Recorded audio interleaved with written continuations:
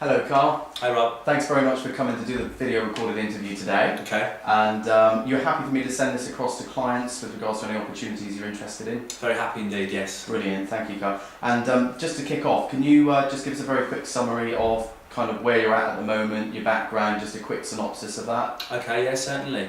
At the moment I'm self-employed, I'm coming to the end of that. I took a risk and went into business around about 12 months ago now. We took the risk just to see if we could make a success of it. It's come to a point now where there's not enough money in the pot from the dealer that pays us our commissions. So what we need to do, me and my partner, we're looking for full-time employment. Mm-hmm. The last 6 to 8 years I've moved into sales from the British Army. Mm-hmm. I've joined the British Army when I left school, had a great time there, travelled to some fantastic places. Left as a Lance Corporal with 8 men under my supervision. Just had enough, wanted to get into sales and earn some money. Mm-hmm. So I left there and I joined a company called Teleperformance UK in Birmingham. I was selling life insurance packages, accident plans to the public sector.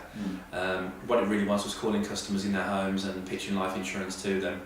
After 6 months there I was progressed through to team leader without an extra pay rise, which I thought was a little bit unfortunate. So I started looking around for a commission-based role because I didn't earn any commission whilst working for that company.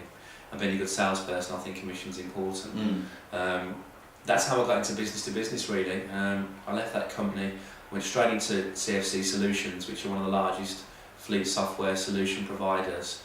Straight into CFC Solutions, was selling to transport directors, transport managers, certain software packages in the fleet market. I was technically trained on about 5 different products to meet different customers' needs. It was very much a cold calling and an account management role, so I had a geographical area whereas I was looking after the southwest and the southeast, whereas the other account manager would look after other parts of the country. That went really well. From a moving perspective, what I wanted to do was I wanted to move my children away from Birmingham in the city and move them to Devon, which I know yourself is a nicer place to live. Absolutely. They actually offered me a field-based role there.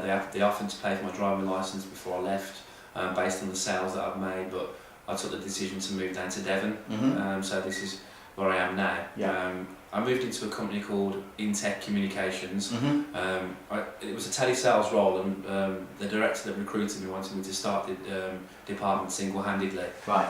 What I was doing was I was producing appointments for field sales guys to go in and produce business. So what I would do is I would purchase data from certain data sources. You might know Core Data in Timoth. I used to use them quite a lot, and obviously react from that data and call out from there. Probably making about 6 to 8 appointments a day.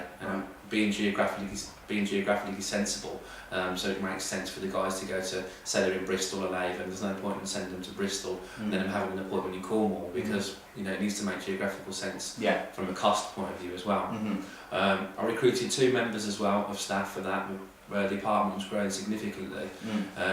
The director there decided to close that department and focus more on retail because they have 30 shops. So I think what he did was he took the money that was made from that, or the money that was taken, and opened a few more stores.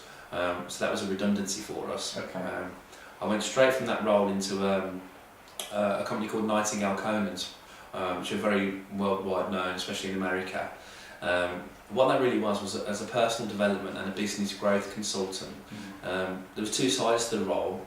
The first side of the role was to contact the public sector from a consultation point of view, and these people would act on specific marketing. And the specific marketing they would act at, we'd market it through a client base that we had, and we would send out a 10-step goal review, and they'd act on that. So that was the public side of it. The same significance really for the business side of it. We'd class it as a business review and send it out to our database. And I'd be talking to chief executive officers, managing directors. So it was very much a public sector mix with a corporate sector mix. It was selling public sector packages, i.e. coaching packages, personal coaching, and also business sector packages, i.e. business coaching. So what these business owners would be struggling with was marketing, business growth, customer retention, and what we would do is we would put them in touch with a successful coaching business to get them where they are now. So it's very much sold on the fact that you need to talk to these people and work with them because they will make a success in your business, as the same we would do with the public sector. when we would sign up a business customer, we would travel to the location, make sure that everything's fine, close the deal there and then. We would also do an element of account management, you know, to keep the deal warm, to make sure that they do pay us over a 12-month period, and after that, if they wanted to progress, then they would progress. Unfortunately, what I've also found in Devon is when you work for small businesses, sometimes they can struggle. I noticed that the company was starting to struggle and they were getting rid of salespeople. So I took my own initiative and started looking elsewhere. And that's how I found Sigma Software, which is a software distributor. That was very much working in the resale market. So as a distributor, you'd get companies like PC World that would come to you to have distribution products for them, so they could sell to their end user and make a profit. There'd be all sorts of there'd be all sorts of resellers in there on that deal, so negotiation was so important. So the reselling side of that was fantastic. I was quite technically trained in that role as well. We used to deal with security products like bcrypt, which is what the government use now to encrypt laptops and things like that. So that's another thing that we used to sell. That was the last role I had before I became self-employed. I was there for around about 12 months, and what we decided to do was take a risk and go into business. And that's where I was in the current role, versus I had a partnership with Orange Communications. And what we were doing, we were selling mobile phone handsets and contracts to the public sector. We would use all of our advertising through Facebook.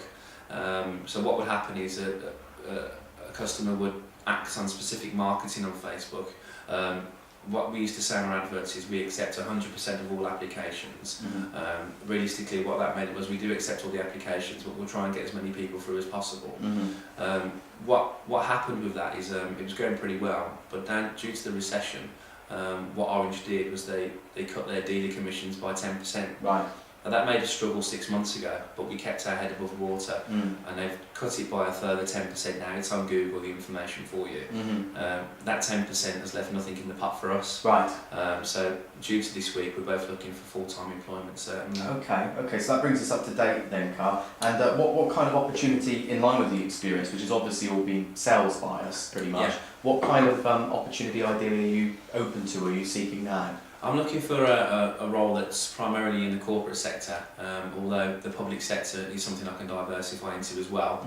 I'm looking for something where I can go and research and business out myself, because I'm kind of a very tenacious sort of person. I don't like sitting around doing anything. I like to get on and try and make money. I'm not scared to pick up the phone, so I'll be looking for something that, I think there's two types of people in sales, isn't there? I think you've got somebody that farms the business and somebody that hunts. I'm certainly what you would call a hunter. But I can kind of farm as well, so whatever I've hunted I can keep warm, but I'm also looking for the next opportunity. I'm looking for something that's I'm a salesperson, so I'm looking to make some money as well. So I'm looking for a role that's going to give me stability, but I'm also looking to make some money because I'm very money orientated. So an internal sales role would be great, but it'd be nice to have the up to go out into the field now and again. So sure. Are you open-minded equally though, Karl, at this stage to sort of office-based, sort of internal sales, or a field sales, or a bit of both? How open are you on that? Yeah, definitely. I mean, internal sales is something that I've done in the last 6 to 8 years, and it's something that I've been successful at. So it's kind of what I do.